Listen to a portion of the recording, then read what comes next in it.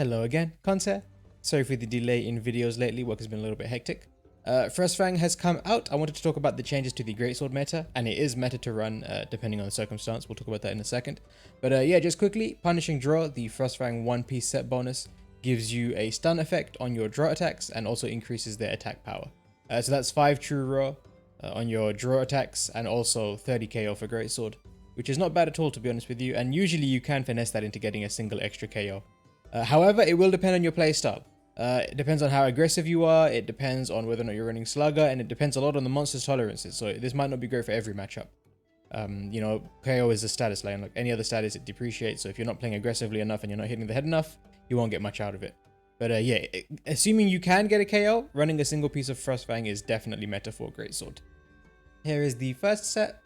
You can see I'm running a Sappy weapon with Teostra Technique on it, as well as some sharpness and some attack. This is a pretty typical set. It is a set bonus Master's Touch, Agitated Secret, and Punishing Draw. Again, only use if you can get a KO with Punishing Draw. I'm going to stop saying that for every set, but it kind of goes without saying. Attack Boost 7, Agi 7, it's a very standard DPS stuff. You can see 30% affinity, so 50 with Agitator and 100 with Weakness Exploit. This is the kind of big meta set. Kaiser, regarding Master Touch on Greatsword, not super essential as it is for some weapons. However, the tenderizing attack for Greatsword does eat through your sharpness quite quickly, and so I really prefer to have Master Touch on my sets as much as possible. No peak performance because you're going to be shoulder bashing a lot, but focus, I like to run focus on my sets, and so yeah, it's a very typical set of skills. You can see by running the Frostfang Arms Alpha, they're an extremely efficient piece. 2 critical eye, 2 slugger, and 2 slots.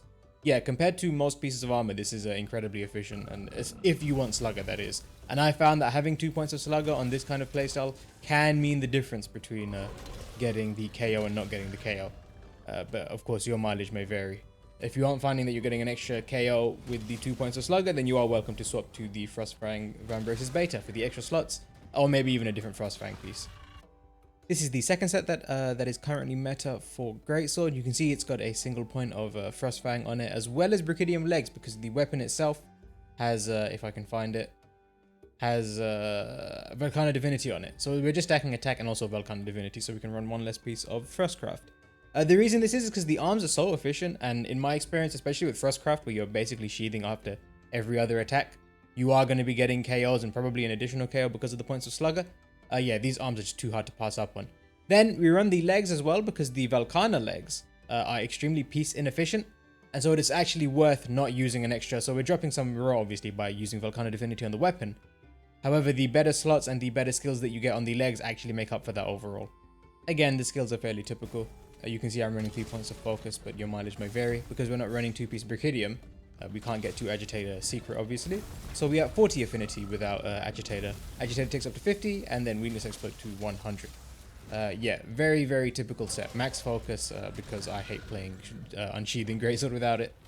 Next is maybe a little bit off meta, because Crit Draw itself isn't meta. However, Crit Draw is probably my favorite playstyle for Greatsword, so you know I'm going to be talking about it.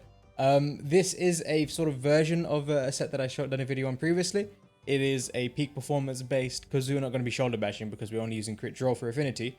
We aren't going to be able to use TCSs to get any meaningful damage, and so we're not going to be shoulder bashing. It is safe to run peak performance. We are using this with Light Brick for the extra slot, and also just because it's a really good weapon in general, and we don't need the flexibility of Sappy on this. But yeah, very typical skills. Again, Focus 3 is kind of essential in my opinion for Crit Draw playstyles. Obviously 3 pieces of Crit Draw, Crit Boost, and just regular DPS skills, Agitator and Attack Boost. Now here is a version of the previous set that uses the efficient arms instead of the chest piece. Both of them are fairly good for Crit Draw because they both have skills that are appropriate. However, the Frostfang is slightly more efficient because of Slugger if you want Slugger. Now the reason I don't have it on the previous set is because I didn't find that the extra points of Slugger really helped with the Crit Draw playstyle. I was already getting 2 KOs on basically every hunt, and I wasn't really getting any close to a third, just because of how good Crit Draw is in terms of applying KO, because you're going to be sheathing and unsheathing like constantly, even more than the previous sets. And so I didn't find any point in running Slugger. However, if it happens that you're getting close to a third KO or a second KO and you need Slugger, this is a nice variant of the set. It does sacrifice focus and no coalescence, I believe. Oh no, it does have coalescence. You can obviously swap out a point of Flawless Vitality for Focus Vitality, and that'll get you back to max focus at the exchange for 10 true raw. Yeah, so you can weigh those options off yourself. And lastly, I have a bit of a comfort build for you, one with defensive skills to keep you alive. Unfortunately, because we are running 2-piece Goldie and I had to drop Master's Touch, and this is a weakness exploit playstyle because I needed the affinity.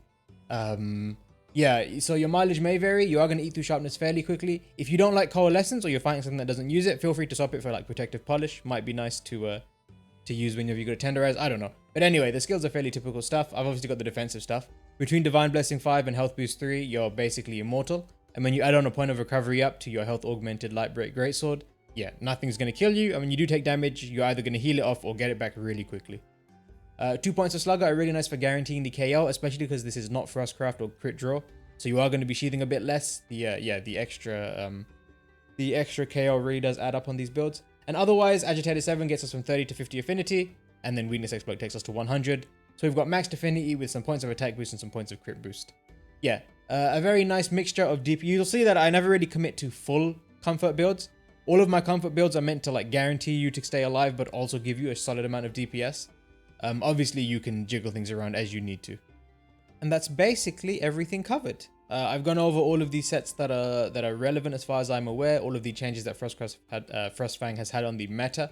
There are still old meta sets that don't use Frostfang at all.